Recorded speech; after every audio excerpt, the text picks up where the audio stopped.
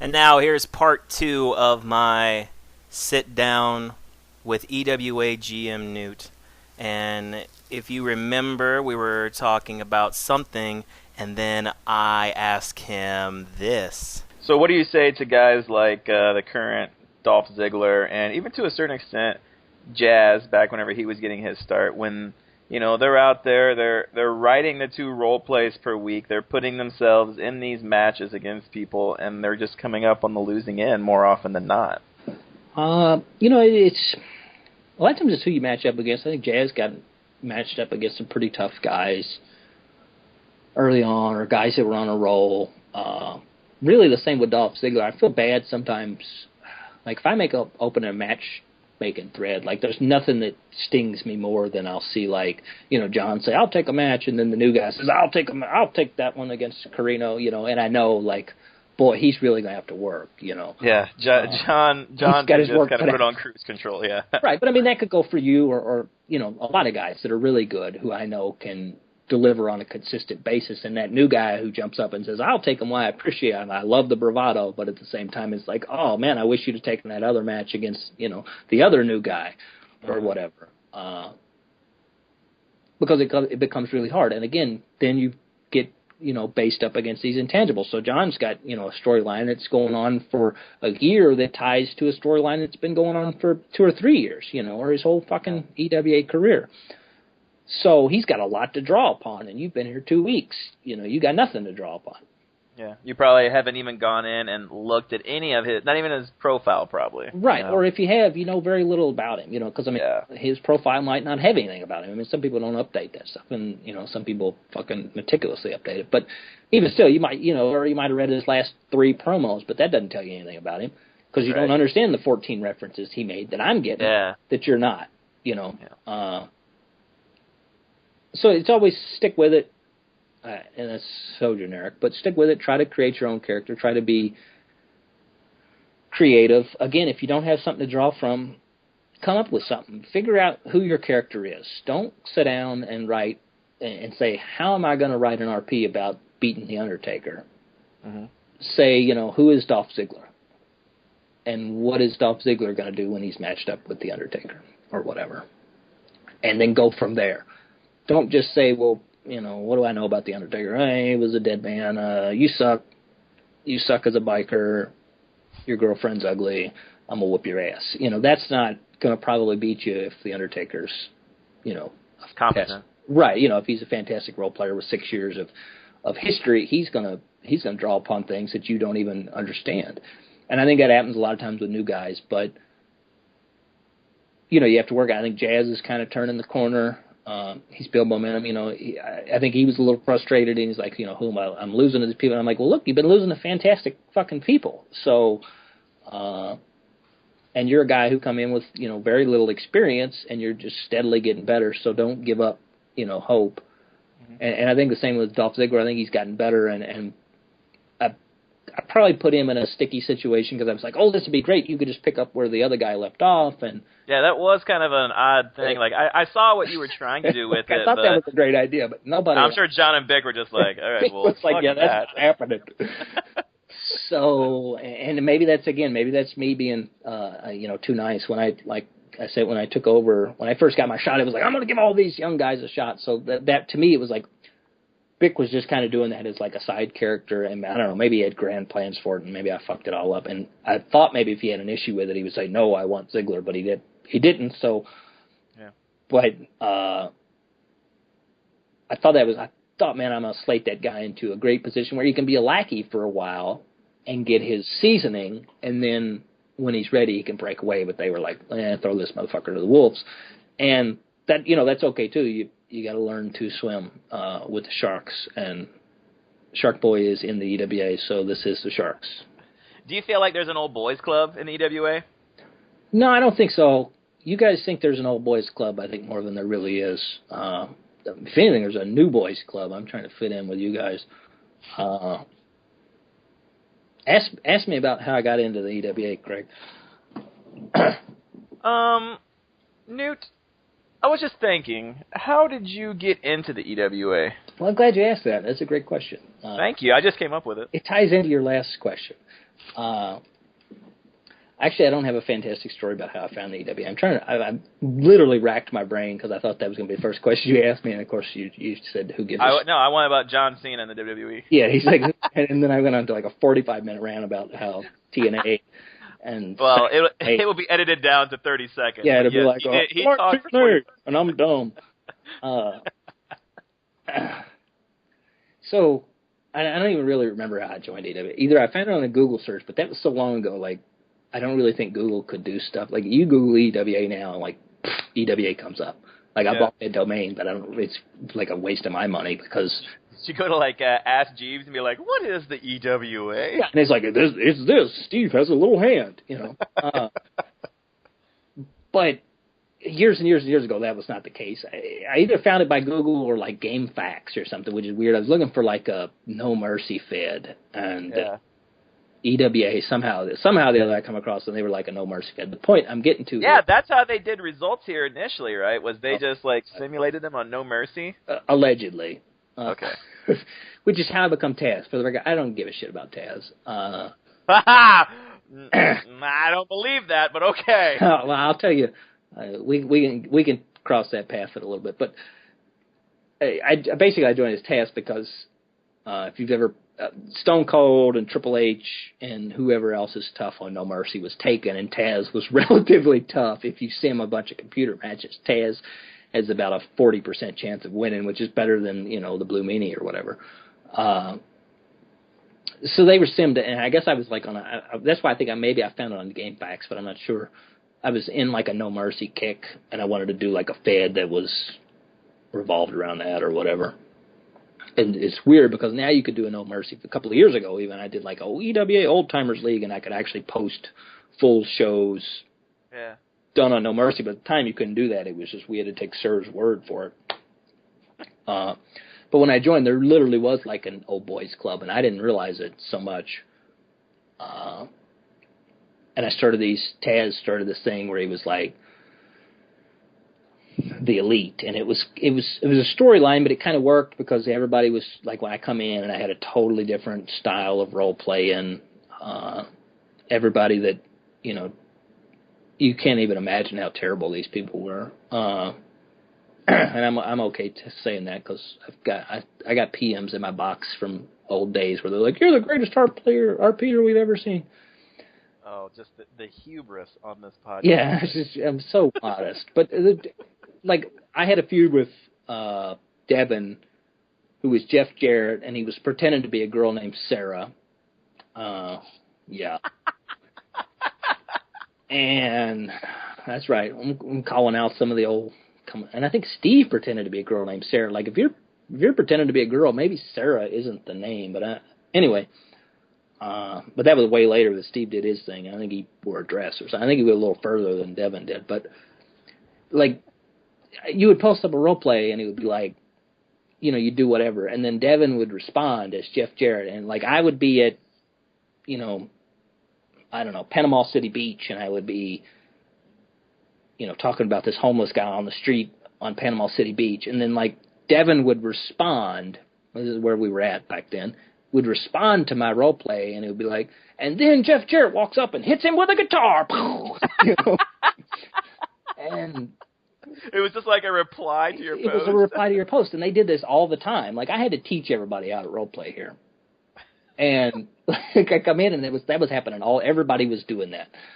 And Devin as Jeff Jarrett was the worst because that was the feud I had. Well, like one of my first feuds, and I didn't want it, but like every role play I posted, he would respond, and then I hit you with a guitar. He must have did this like 45 times.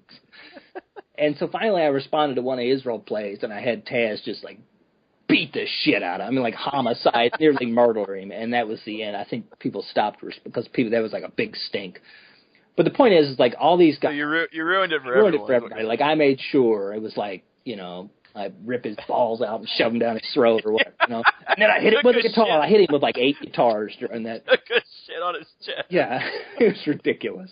But it was to show that this is stupid, you know, because it wasn't like anything you could control. Like they got to just do whatever the fuck they wanted with your character, and it was always Jeff Jarrett hit you with a guitar. And anyway, but there was this. I started this storyline where it was like, well, there's this elite, there's this old boys club, the powers that be, and it was all these old guys, which weren't that old then. They were only been EWA only been around like a year or something, a year or two, but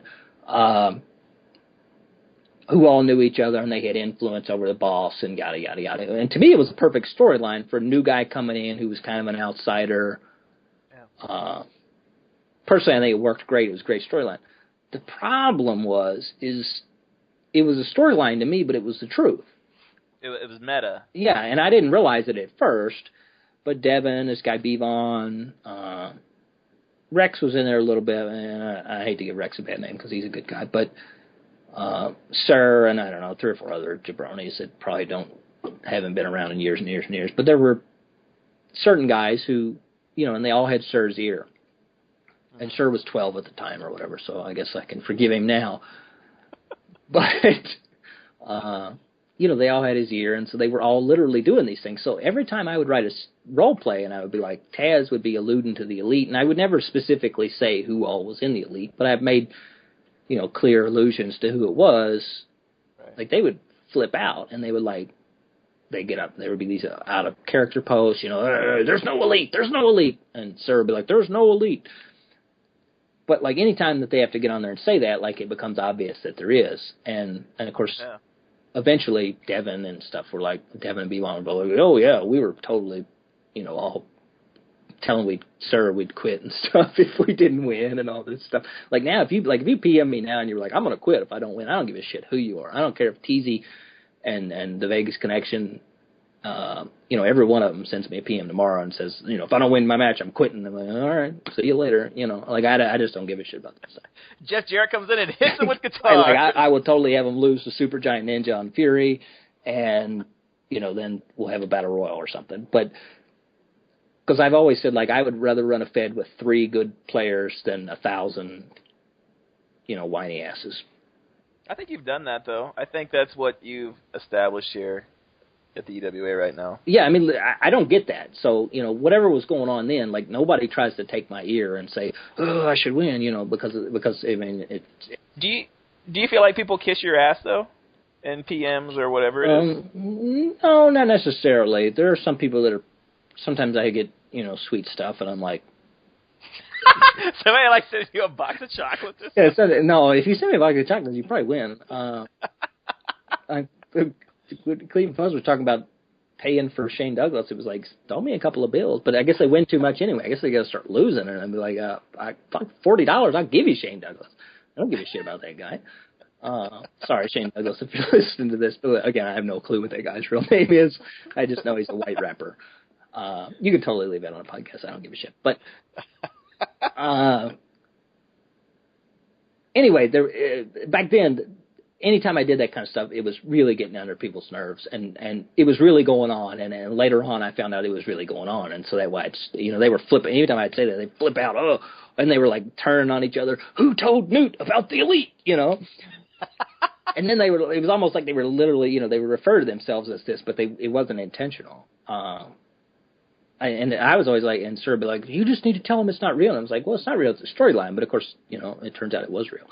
But I don't think that's happening now. I do think that what you see now is different because, like I said, nobody has my ear. When I came in, the only reason I picked Harry Smith, I had been Sergeant Slaughter before, was because Adrian was either getting ready to become Grand Slam or Triple Crown champion, or he already was, or whatever. And to me, we had such history that it just made perfect sense to bring in Harry Smith. But what happened, Adrian and I never really got along, but immediately after, people were like, oh, Newt's giving his buddy AA the win, and it was and all during that time, and I don't, Adrian will probably never hear this because he disappears for a long time anyway, but all during that time, Adrian and I were going back and forth.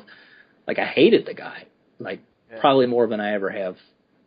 He probably frustrated me more than anybody has in the entire time. But everybody else thought we were buddies, and I come in and I put the belt on my buddy, and I was giving him this big rub, and wow, I'm sending him PMs. I'm like, this can't work, and we can't do this, and he's like, you're holding me back, and you're trying to screw me for whatever happened way back when, and yada yada yada. And it was like, well, no, none of that's really going on. But so I think sometimes on the surface, people think there's an old boys club, and it's really not. Nobody has my ear. Like I said, I don't care.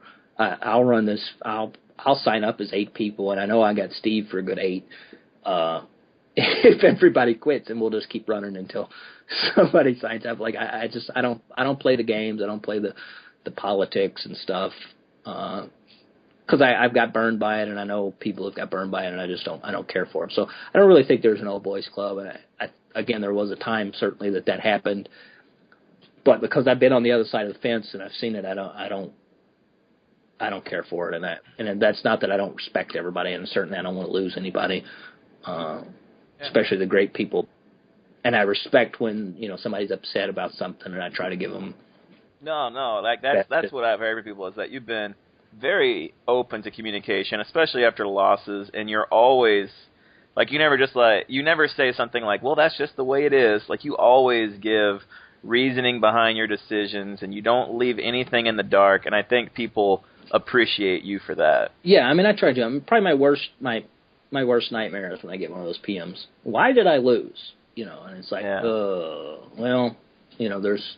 Because you don't just tell a guy, well, you suck at writing. Right, sometimes maybe that's the answer, and I try not to do that unless they're just expendable. But I try to be honest and say, well, look, this is where you're at, and this is where you could improve, and with Bryce, the last couple of months, I said, you created a monster. You took Teasy and you took him kind of from nowhere, because where Teasy and I kind of had him being positioned at, and where Bryce put him at, were 2 totally different places. And I said, look, you created a Frankenstein and you couldn't stop him, and you did good. You were doing fantastic stuff, but you created a monster, and he fucking strangled you, and it's your fault for creating him. But he would have never been in that position had Bryce not said, well, this is we got a great storyline, let's do something, yada yada yada. So it all stemmed from Bryce took him first overall for Super Brawl, and then set it up to where they had the storyline working from then on after because Bryce wanted to work with Teasy. Well, then Bryce became the champion, and then Teasy just kind of fell into that title shot and then wound up beating him for it. I'm not going to say that wasn't Bryce's plan all along, but I don't think Bryce intended to come out of that thing, losing his career, losing his and losing every match.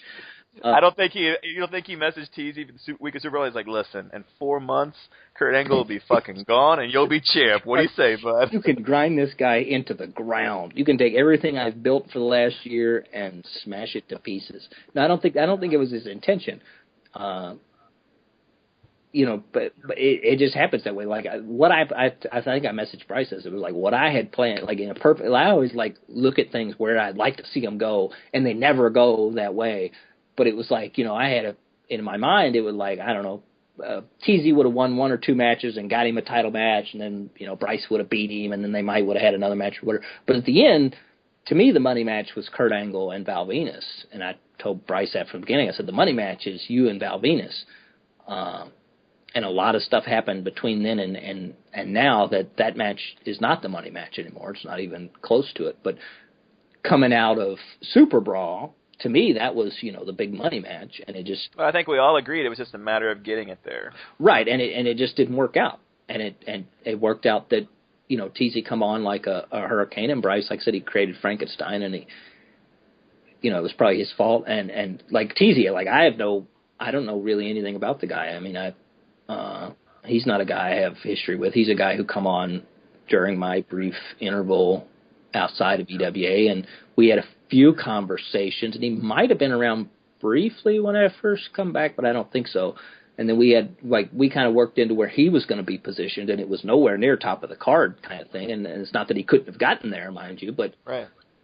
Where we were planning on plugging him in at, and he was fine with it, was somewhere, way down the road. But it just doesn't work out that way sometimes. I mean, the best laid plans, the road to hell is paved with good intentions, I guess. So they don't always work out with what you want to happen. I mean, you can. Now, do you prefer communication to be fluent and consistent between the champion that you have at that time in yourself, or I like to know. Are you? I like to know what's going on.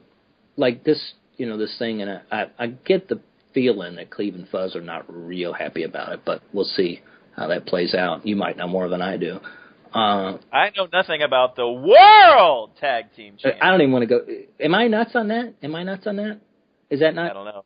Maybe there was a clarification difference. But is it? I had a response written that said, "Am I the national world champion?" But I did not hit send on that one. To me, world is implied on all those belts. So from any time I'm running the Fed, they're world titles. Now the national world title doesn't work because it just like I said, it sounds silly. But But I like I don't have rule over the oceans. I'm a land right. ruler. You're just a land ruler. But it's like the Intercontinental title. That's all the continents. What the fuck is that? That's the world. Yeah. Except for the water, I guess. The Aquaman title. But the television title was the world television title. We just called it the TV title, but it was still the world television. The women's championship is the women's world championship. We just call it that. That's not what I was getting at. But to me, that blew my mind that they were serious about that. Maybe that's something I just don't understand. But let's make that clear. They're all world titles except for the national title. Sorry, Craig. Fuck me. Back to the topic at hand. Communication. Right, communication. With the champion. I try to keep things, but I also like to keep things interesting. And it's boring for me if I don't. I hate to say exert any power, but if I just let you guys do whatever the hell you want, you'll do stupid shit, and you'll also you'll do brilliant stuff too. But which is why I try to let everybody do whatever they want. But at the same time, like I have to decide number one contender. Sometimes I have to decide. There'll be a title match here. We'll do this, and that's what I was getting. Is I don't think Cleve and Fuzz were real. I don't know. That's just the vibe I get. But they don't respond to my PM, so maybe they're fucking so happy they're dancing on the roof. I don't know. This title match thing that come out of kind of left field. The genesis of that is I don't really have a good challenger for either guy. And all right, fuck you, but okay, go ahead. Well, you were in the running, but I talked to you about it, and you said you wanted in Lethal Lottery, and so I thought, well, he's out. Yeah. But neither one of them signed up for Lethal Lottery. And I said, I'm open to whatever. So to me, that was carte blanche to book either one of them in a championship match, however TZ works it out. So this is the thing where I said, well, TZ, here you go. Do something with this. So a lot of times I like to do that. And I tell everybody, everything is in flux. That's probably my number one pet peeve is somebody says, well, this doesn't fit in with my plans. Mm-hmm. Well, your plans are shit, Like, I want you to have plans and I want you to work out feuds and stuff, and I would totally be accommodating to that. But especially if you're a champion, you don't get to have plans. You get to have yeah. But, at the end of the day, if I feel like, let's say you're setting up a feud with Gregory Iron, right? And you want to put the title up against him. But contendership-wise, like Eddie Kingston has been just whooping everybody's ass. Like, there's really no reason why you shouldn't be fighting him. And by no means, and this is just a hypothetical. Oh, yeah, I understand. You're saying, well, I'm going to fight Iron at the pay-per-view. And I'm like, well, the hell you ain't. You're fighting Eddie Kingston because this guy's been, I might lose this guy if he doesn't get his title match because he's been fucking whooping everybody's ass. There have been guys who are like, well, that doesn't fit in with my plans. I've got 6 months worked out with Gregory Iron. And it's like, well, tough titty. And if you don't like it, hit the road. There have been times. I guess it's probably harder at the national title level, but there have been times where this year so far I felt like I've been handcuffed with my creative process, and there were guys that I've wanted to work with, guys that have come in, and then you've been like, well, we're going to have this championship scramble, Low-Ki wins, you're going to go with Low-Ki, all right? And then like, well, John Cena's the hot act right now, so you need to work something out with him, get that figured out. And I understand, but at the same time, it was just like, man, I really would love to be doing this with this person. I get that, and my suggestion for that would be, and this is to you particular, but anybody, if you really got something you want to work with somebody and you say this guy's been, make a case for him, because I don't know that you ever did that to me. Maybe you did, and I'm... No. I'm more in tune to just do whatever is needed. A lot of times people will say, well, what do you, like, TJ's like, what do you got for me? You know what I mean? and this is my first month working with him really on this sort of intimate level. So, and Lethal Lottery is a bad month for that, because I think you come at me with something, who am I facing or whatever, and a lot of people have come, well, what are we doing? And I'm like, look, Lethal Lottery, it's all up in the air, so don't book any matches, because it's one of my favorite pay-per-views just because I do it all random, and it adds a little spice, and to me, I think it's good to break up everybody's, super plotted out storylines. I like to hand you something. I like to give you a little twist and see how you work with it. Now, some people get so off kilter by that, and they say, "Oh my God, he wants me to drop everything I'm doing." Well, no, I've just handed you a twist. Your brilliance is to take that twist and work it into what you've, already had laid out or whatever. Right. The good guys can do it, and the others can, and I think that's, where you see the great role players come forward and not. But I try to be open. I mean, if you've got some, like with the Bryce and the Teasy thing, like I didn't have another great opponent for Kurt Angle, but I wouldn't have done those 3 matches in a row. They pushed for that, and I said, and I rolled over on it and said, all right, that's fine. If that's what you guys want to do, you've made certainly a strong case for it, so I'm not going to throw in somebody else. But should have somebody else maybe gotten a title shot? Sure. I mean, you certainly could have made a case for a litany of people, Or I could have had a number 1 contendership on Slam and, thrown you and 3 or 4 other guys in there, and whoever come out was the winner. I try to be fair in that I don't want to let anybody get lost in the shuffle. And so if somebody starts getting lost in the shuffle, that's when I'll throw them into a situation, whether the champion, cares for it or not. But I think I try to work where it's, who do you want to work? I mean, the Vegas Connection, I've pretty much let them fight whoever the fuck they want, Well, their pickings have been substantially less than. But look, they've killed the tag division. But it's not their fault. Like, the tag division's always struggled. To me, I always think you need an anchor, and I think they're the perfect anchor. The problem is a lot of teams, I think, got scared as opposed to saying, I'm going to beat those guys. Now, if I was active, and I'm not, but if I was... Bullshit. Go ahead. No, I'm Steve. No, but if I was active, it would. That's why I can't come on the podcast as Steve. You're the same guy. Hello. No, hello. I got a little hand. Steve? Yes. He sees his eyes, Steve. Stop talking. If I was in the division, to me, screw Teasy, screw you, although you're getting to that level. Like, the big storyline is who beats those guys. You know what I mean? So yeah. I would go after those belts, and I think there's certainly you make a case for John and Bick, but they didn't want to jump right into that. Whether it's taken too long, sometimes things take too long to get where they need to go too, and that's not by design. It just happens. But I think when John and Bick joined together, everyone in our minds, when I was talking to others, it's just like, well, these guys obviously have the red carpet rolled out to them to this title match. And, the Vegas Connection, Fuzz and Cleve have been, like, number 1 on the most wanted list. Everybody's been like, fuck those guys, we want to beat them. And we're like, all right, John and Bick, like, these are our guys, we're going to get behind them, and it just seemed like, it just seemed like there was a personal vendetta. Maybe not from you, maybe from others, but, it just seemed like it was something personal, and these guys were going to be given the red carpet treatment all the way to the title match. And it's taken, 5 months to get there now, and they have to beat Community Kane this week to get their shot. And I won't give any spoilers, because I didn't give any spoilers last week, but I can tell you that Community Kane is no slouch this week. You might already know, I don't know. Because it's you. No. Fuck, check your PM box. No. I got to start working. I got the vibe from people on that. For the record, I did not put John and Bick together. Right. Like, I may have done that in a segment. I don't recall, because sometimes they write a segment and they're like, here, and I look it over and I'm like, yeah, that's good. I'm going to tweak 4 words in what I say.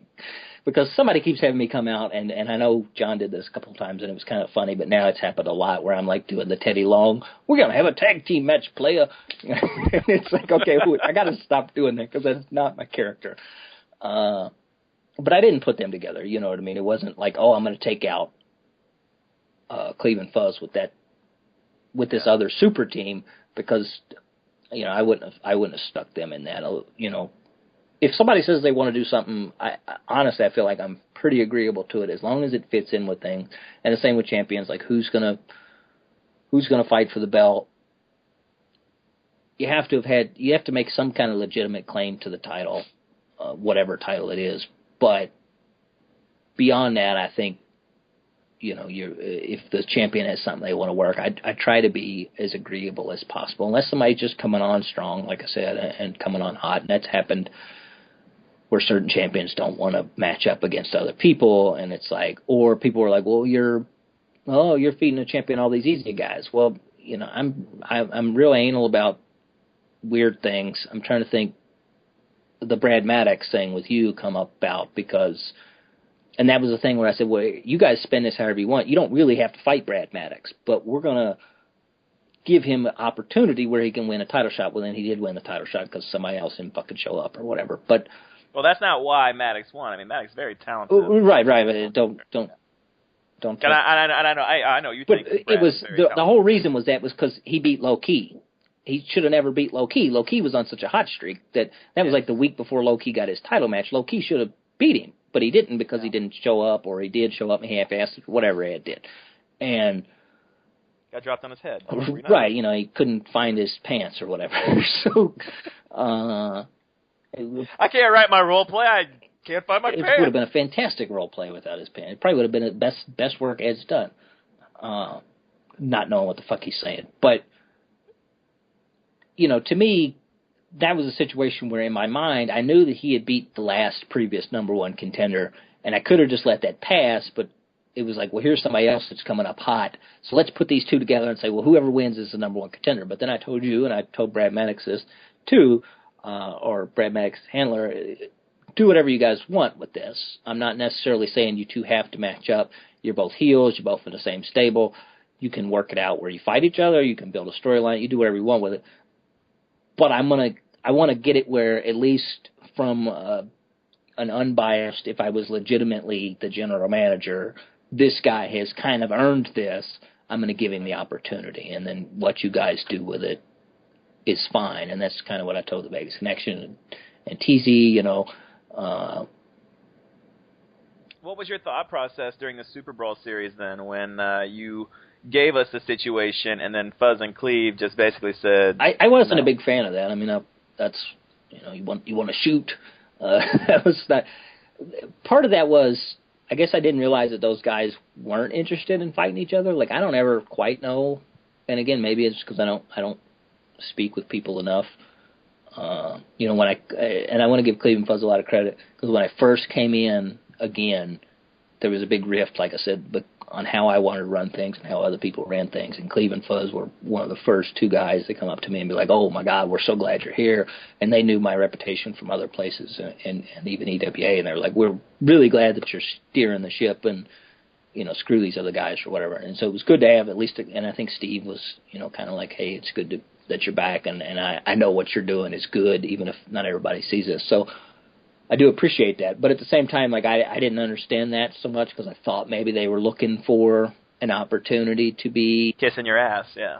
Well, no, not just kissing their ass, but I mean, when I matched them up together, I thought they were looking for an opportunity. Oh, okay. Yeah. Like I thought I was doing them a favor, you know what I mean? Well, okay, yeah, you're fighting each other, but here's a great, you guys haven't really fought each other. Here's a great kind of fun storyline for you guys to do, and whoever wins is going to, get a big deal. It's going to be a big deal, but they weren't interested at all. And sometimes that happens. I do stuff and people aren't interested in it, and I can't make them be interested. So yeah, but you could have buried them. Well, yeah, I mean, I could have kicked them out of the whole thing and said, you guys suck, and they could have lost the belts, and I could have held it against them, but I don't. I mean, it's ultimately I think they did an okay storyline. Again, it's not my favorite thing that happened because I think, boy, you could have had a fantastic match between one of them. And I think one of those two could have very well been the other guy winning the Super Brawl series. I mean, and it come out of you and Edge, and I thought it was, and this is long before I knew anything about Mr. Craig, but in my mind, it was like, oh, Cody Rhodes is going to have a fantastic team for this. I think I even said something in a thread. I was like, well, this is all screwed up because I had it in my mind that Cody Rhodes was going to be the other guy in Super Brawl, and JD was like, well, thanks, I must suck or something. But it really wasn't intentional. It was just like, it seemed like the momentum was much more there for you, but to me, how the role plays, and I know that in your next question, why did I lose? How the role plays worked out, it seemed like Edge won, and whether or not that was what I wanted in my mind is another one of these things where I kind of had it plotted out one way, but it turns out another. I understand. I think, I don't know, that was a tough loss for me because I wanted to be a captain, and yet at the same time, I didn't want to take on the responsibility of being a captain. Who would have been your team for the?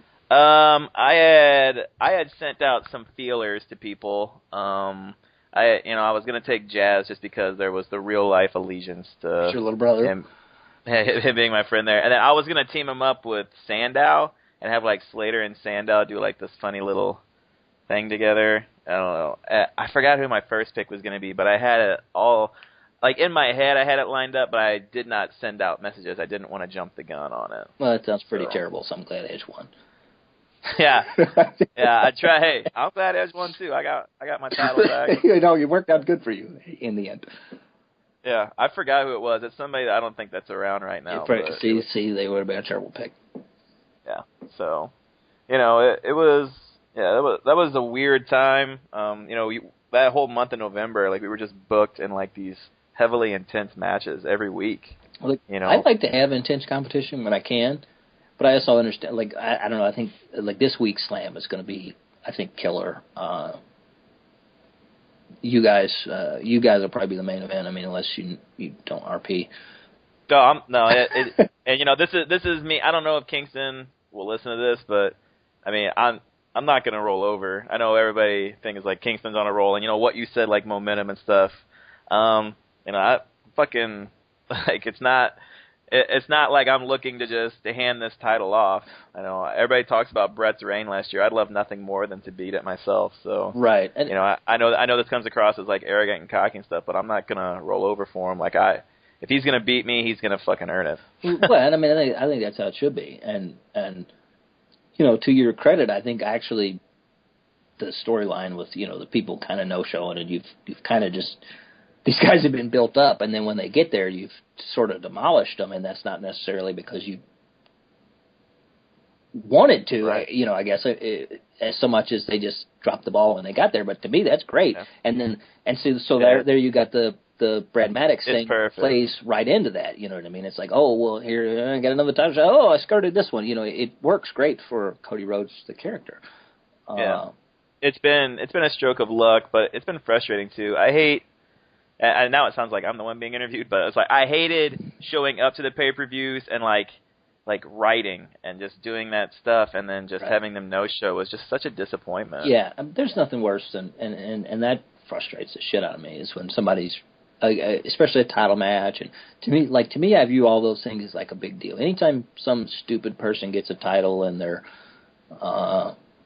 I don't like it when that happens. I want the champions to be, and maybe that's why some of the guys have had really long reigns under my run, and is because of, like, if you're the champion, you've earned it, and I want somebody, whoever beats you is going to be somebody that beats you, not just luck. I think it should earn it, and I think I've picked champions, and I say that picked, but I mean I say picked because I've given the opportunity, and they've risen to the occasion of people that are, good. And so you can't look at the last, handful of champions and say, oh, well, anybody could have beat them. Well, no, the reason they've held the belts for so long is because they've been, tested by fire, except for Craig, who's avoided everybody close to the door. If you take a look back at the... But it's not for me trying to throw good people at you. Oh, no, exactly. That's what I'm saying. If you go back and take a look at the national title reign, there was like a year where it was just rolled over every month. Like, it was just the flavor of the month had it. And it was on a consistent basis, too. It was like June 10th to July 7th, July 7th to August 11th. It was... And then there was just, like, you could kind of tell where it just kind of took off. Like, Brett had it for a long time, and now I've had it for a while, and, like, it's a badge of honor. Like, I don't see it as, like a stepping stone. I see it as like I'm legitimizing this title. Like I don't want it to just be given to like guys in their third week here. You know what I mean? Right, and I think that's part of what I try to do is like I want to put somebody through trials and tribulations before they get to that title shot, so that I think a lot of time what was happening is you'd have somebody that was good in short doses. They were sprinters, not long distance marathon runners. So they might win a couple matches and then they get into this position where they could win the national title, and then the next week or the next time they actually face somebody, which a lot of times a champion may not defend his title but only at the pay-per-views, and that's not necessarily by design, but it just happens that way sometimes.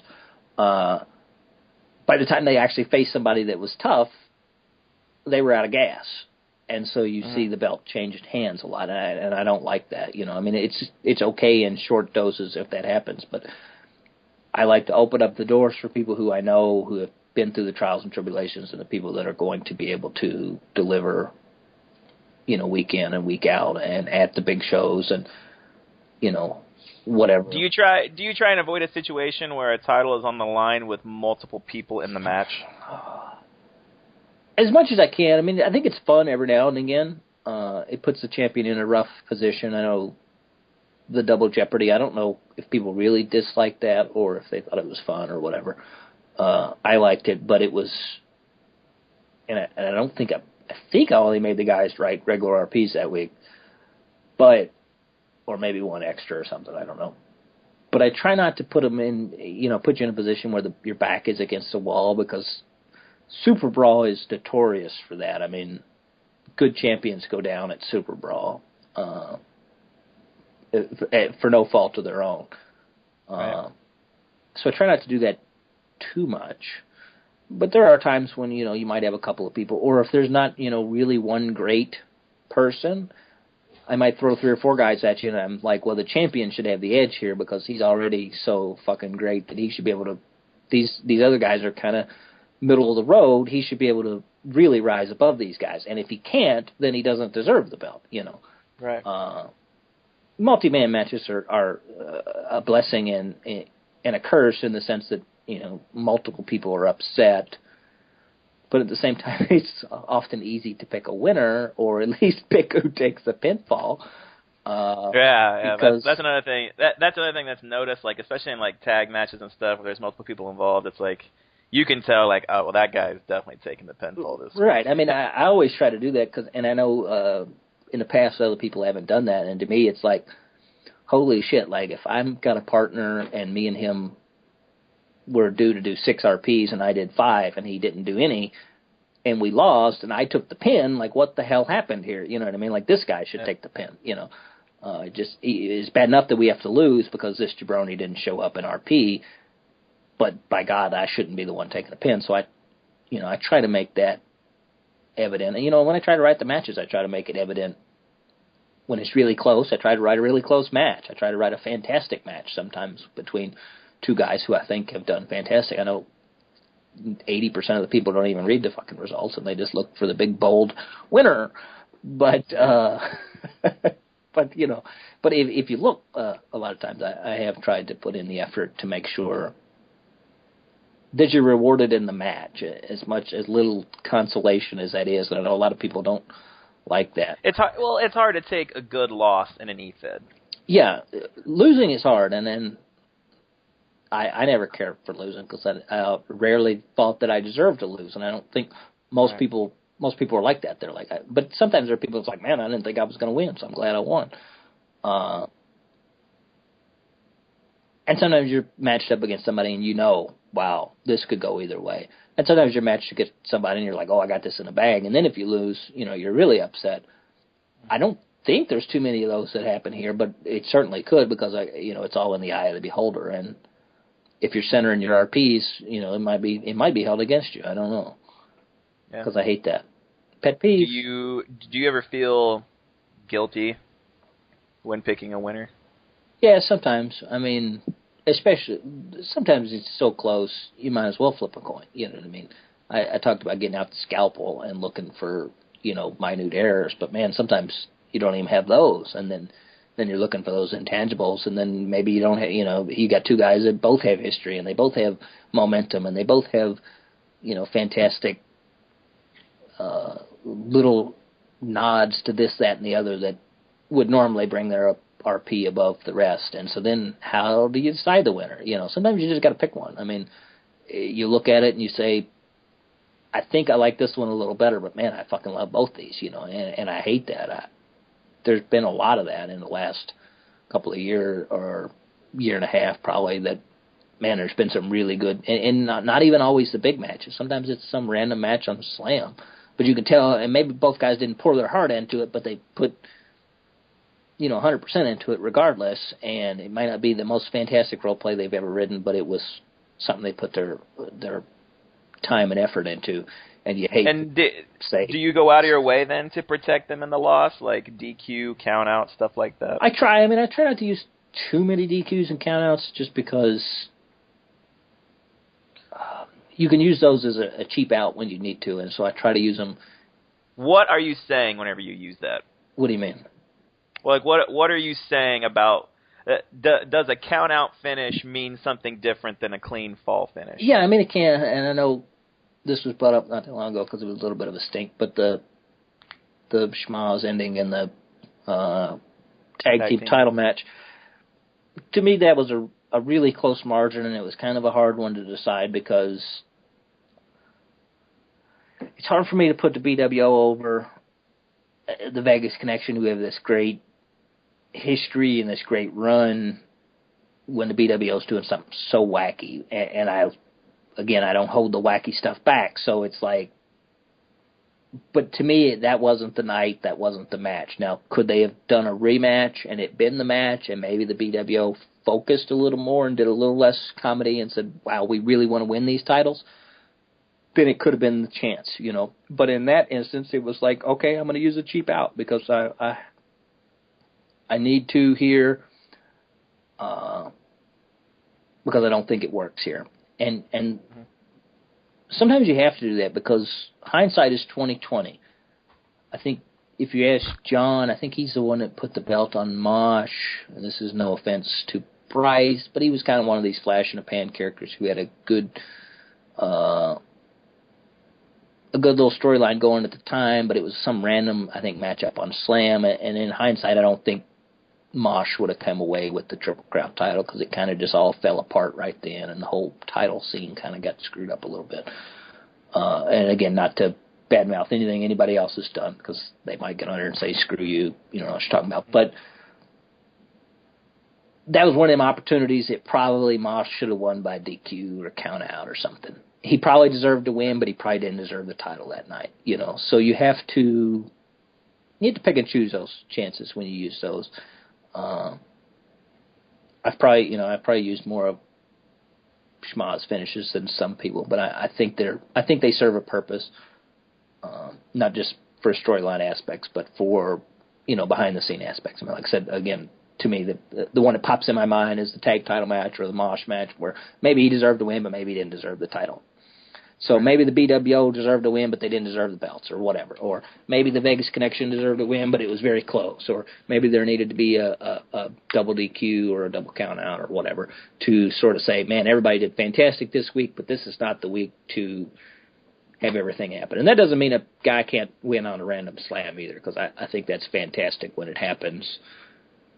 But it can't happen every week. And as the guy steering the ship, you have to make those calls when they are best suited, I guess. So. Newt, do you ever see a time in the immediate future where you're not the GM of the EWA? The closest every week I want to quit. No, the closest I came in recent memory is when Sir destroyed the board. Mm-hmm.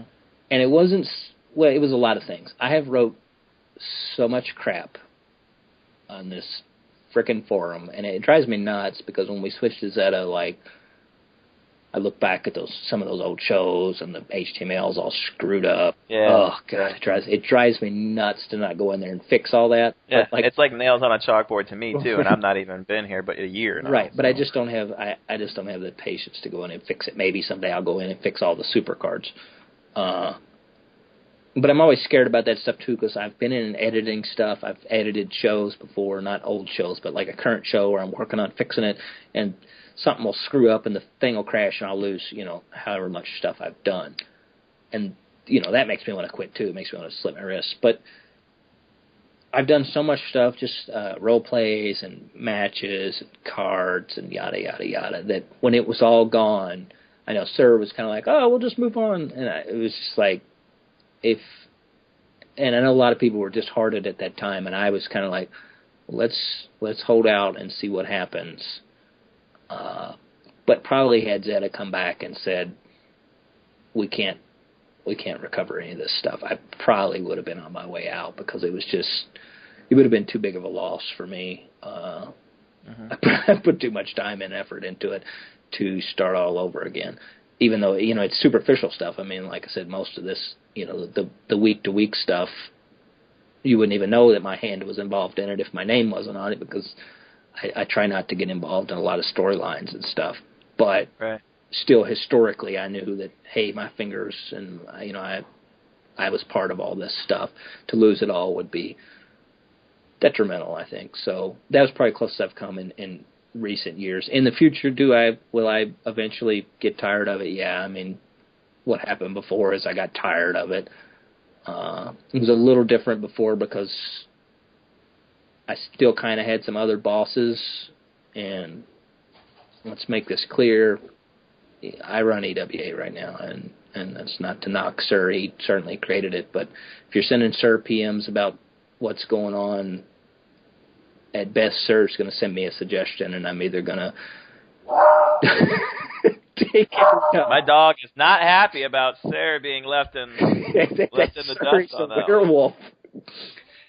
Werewolf Sir, is it? Well, we have Sarah right here. Come on out. Yeah, but he doesn't make any decisions. So don't PM Sir. Don't PM Devin. I don't think anybody PMs Devin, but if you do, you're wasting your time. But before, I didn't have that control necessarily. I did up until I did all the work, and then there were still things. Sometimes the rug would be pulled out from underneath me, and I didn't care for that. That on the top of. Are you a control freak? I don't think so. But, I mean, I do run EWA with an iron fist. And, like, if I'm running the Fed, I want to run it with an iron fist, because I think if you give too much, people will walk all over you. And is that why you don't, per se, give out as much information about yourself as possible? Like, a lot of people in the EWA are open books. It's no secret that Brett and I have become very good friends from the EWA, but it feels like no one, even the people that have been around forever, know anything about you at all. Yeah, I think if we were BFFs on Facebook or whatever, and we were, calling each other and texting each other all the time, I don't want to say it's inappropriate, but again, it goes back to that mentality that I've always had, where if I don't know who the hell you are, I can't hold that against you. Well, I'm okay with now. I've accepted that I'll know who you are, but I'm not going to go too far. I mean, I've been friendly with a lot of people, I think, but as soon as you do that, I mean, like I said, Adrian is a perfect example. Him and I we had a mutual respect, but I think we always butted heads throughout time. But as soon as I was running things, everybody thought we were in cahoots. So I try to avoid that as much as possible and just kind of keep to myself. And that's one of the reasons, like, there's a lot of people I'd love to give feedback to. Sometimes I'll PM people feedback. I do occasionally go into a thread if it's a new guy, and I'm okay giving them feedback. But a lot of times I don't want to necessarily get in there and give people feedback and say, oh, you're doing great, because somebody else will read that, and they'll say, well, I need to do whatever it is he's doing. Or, oh, Newt loves that guy. He's always praising Craig, and he thinks I'm a fucking asshole because he never, or every time I send him an instant message, he never responds. Well, chances are I got the screen shrunk and I don't even know you've sent me a message, I don't get it till 6 hours later, and I'm like, who was that? Because I don't know. Exactly, yeah. I don't know who you are. That's a callback. No, I don't. In the year I've been here now, I don't think I've heard a case of you playing favorites. Just in my time here, it always, like I said, it's always been just like the legend of Newt. Like we've talked behind the scenes about, well, maybe he works for WWE, or like maybe he's a witness protection, or just all this other stuff. Maybe it's both. Yeah, exactly. Maybe he's a wizard. There's all kinds of things that you try and convince yourself about why Maybe someone. he's a convicted pedophile. Yeah, as crazy as it sounds, I mean, fuck, you never know. Right. Like it's the Maybe fucking he's internet, from man. prison.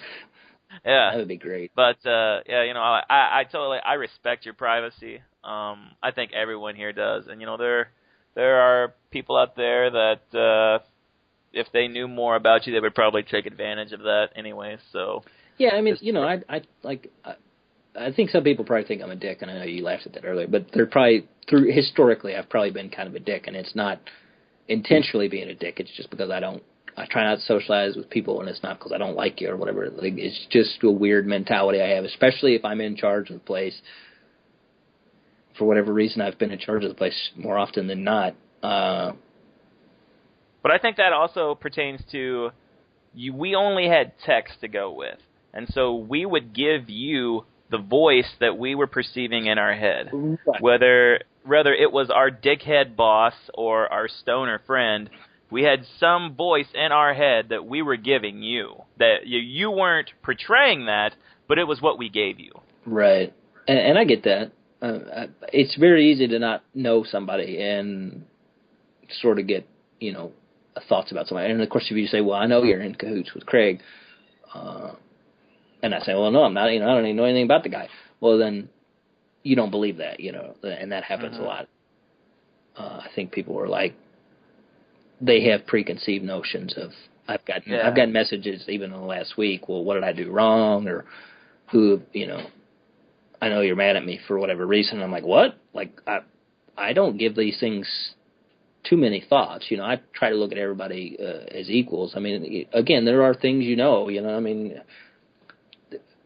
and that just comes with the territory of certain people get into certain spots, and it's like, oh man, I shudder to think what will happen if they don't deliver here. But I try not to ever hold that against anybody and say, look, give it your best shot. I hope you do well, and I try not to play favorites in any fashion, and that's probably why I don't have any friends here, except for Steve's little hand. That's understandable. Well, we've got quite a wealth of information here. There is one more thing I want to get to with you, podcast. Though. Yes. It's not a penis in Uranus. It's not superhero or wrestler. It's anything like that. This is something that you told me before we came on the air. This was going to happen, I knew where this was. And I've held this in my back pocket. I posted this in the thread where people read this and know that it's coming, and they've waited for 2 fucking hours now just to hear it. But it's really been 2 hours since nobody's listening anymore. Newt is officially going to live on this podcast send someone to the store. Yeah, so I like that we put 2 hours and we have so much stuff we haven't covered. See, I can come back. You're going to come back on the 100th podcast. On the 100th, you're like, I'm never. And so the next 99 will be Brett, and then I'll come in on the 100th. Brett interviewing me interviewing Brett. Yeah. Hey, you know who you sound like right now. Yes, I do. Okay, all right, that's all I was going to say. No, so it's your buddy. Somebody has went to the store. Scott has went to the store. Scott. I'm sorry, Scott. He won't hear this because I banned his IP. He has seriously went to the store. Was he the one that sent you the "What am I doing wrong"? No, it was not that. It's a much more heinous crime. Scott has been stealing graphics and designs from EWA, and that I could overlook that if he was like a great team player and a fantastic dude who didn't no-show and stuff. But I don't know that he would have ever even RP'd again after James Storm lost. Like, at the time, if I'd have known that was Scott, I might would have looked at that match differently and put him into a different match where maybe he could have won at least. But anyway, I got a little tip that he was part of another Fed, and he was borrowing our stuff. And so to me, that was Borrowing what kind? Like our pay-per-view graphics or what? like the Slam. Like he's running another Fed that's Sunday Night Slam, and it's got a Slam graphic, and it's slightly tweaked, but it's clearly the Slam graphic. And I hate to throw anybody under the bus like that, but maybe if he can get his stuff together, and I don't know, you guys know him a little better than I do. No, he's your little we don't brother. know him at all. So He's your little brother. yeah. Well, we got some bad news for you, Scott. Come on out, my friend. But, you know, maybe if he can get his stuff together and he gets a hold of me some way or the other, because everybody else sends me AOL messages, he can, you know, he can reapply again down the road. But to me, that... Well, like, no. He, Fucker just went to the store. He's at the That's store. The end of that. And also at the store, the Briscoes. That's Briscoes? That's a bonus at the store, because I've tried everything to get a hold of those guys. And people were trying to set them up for like a storyline. Yep, see you. So it's a busy night at the store. Well, I got to tell you, my store Scott handles like going. 8 characters, so I mean he's like new Steve, big hand Steve. Yeah, and the crazy thing was like he came in as Seth Rollins and like was like 5-0, like he was just winning matches left and right, and he was like, "Oh, this is dumb. I'm gonna do something else." He was the guy who was the Undertaker when we were on the other forum, and he had that match with Kevin Steen. And the week of the match, he was like, I think I'm going to role-play as James Storm from now on. Like, when he had this big Buried Alive match. Yeah. Like, so he's got a lot of strikes against him, and then it was the stealing the graphics thing. Like, oh, okay. Like, you might not, you think Newt was born at night, but he was not born last night. So I may not know anything about you, but I have a way of finding things out. So, Big Brother is watching. Well, let me just say this. Big Brother Evad Sullivan. Go ahead, sorry. This has been the longest podcast in history. But not that so much. It's been an honor, and I appreciate you. You actually reached out to me to come onto it. I had always joked on the podcast that you were going to come on, and I think nobody in this world could imagine clicking this link tonight or today or finding that the podcast is with you. So this has been a real honor for me, and you know, like you said, we have a lot more stuff to cover just because there were things we talked about before we started recording that we didn't even get a chance to touch on. I just rambled on, and you didn't get to ask any good questions, so I apologize. Yeah, that's all right. I think, you're supposed to say that didn't happen.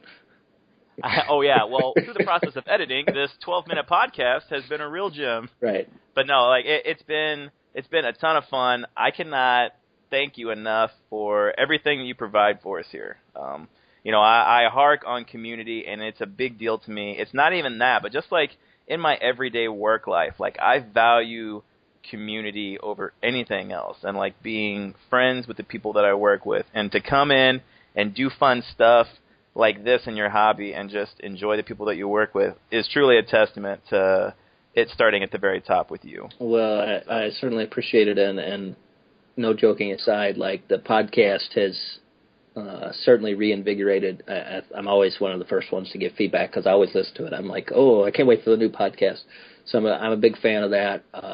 As much as I'm like an I don't want to know any of you people. Like I really appreciate the community aspect, and like I said, the people that have always been good to me, I certainly appreciate that.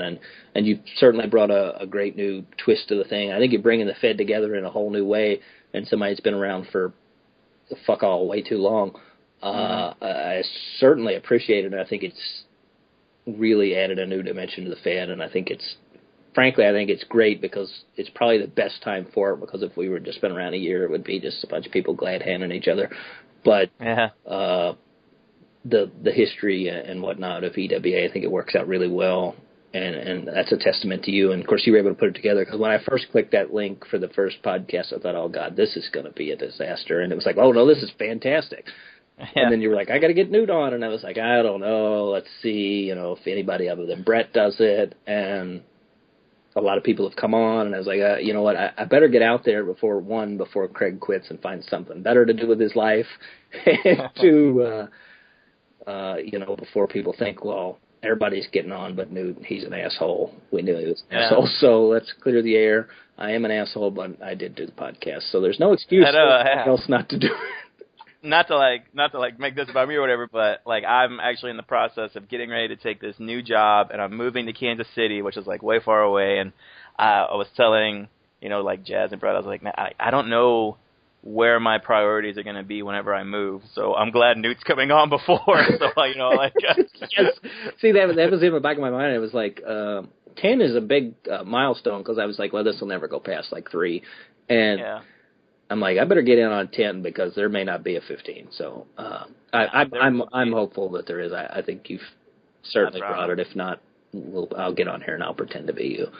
I promise there will be many more podcasts, and you will be a part of them as well. And anyone else that wants to come on, and the next ones will only be in hour-long installments. Yeah, I promise we will go down, but I think people understand this was deserved of a 2-hour podcast. Yeah, so. I apologize for rambling so long. So, is there anything else you'd like to say to the members of the EWA Galaxy? Yes, the EWA Galaxy, my good friends. No, I'm looking forward to the Lethal Lottery. Please don't PM me who you'd like to be your partner. It's all a shoot. I've already told 2 or 3 people that, and good luck this Sunday on Slam, and don't hate me if it's not up on time, and I'm going to try to get it up on time, and I may be going out of town this weekend, so I'm going to try to get everything up on time beforehand, and Newt loves you all, so... All right. Well, thank you once again for coming on, and I hope everyone enjoyed it. Feel free to leave feedback, and we'll be right back here next week with another regular podcast, number 11. So thanks for listening. All right. Tune in for Brett next week.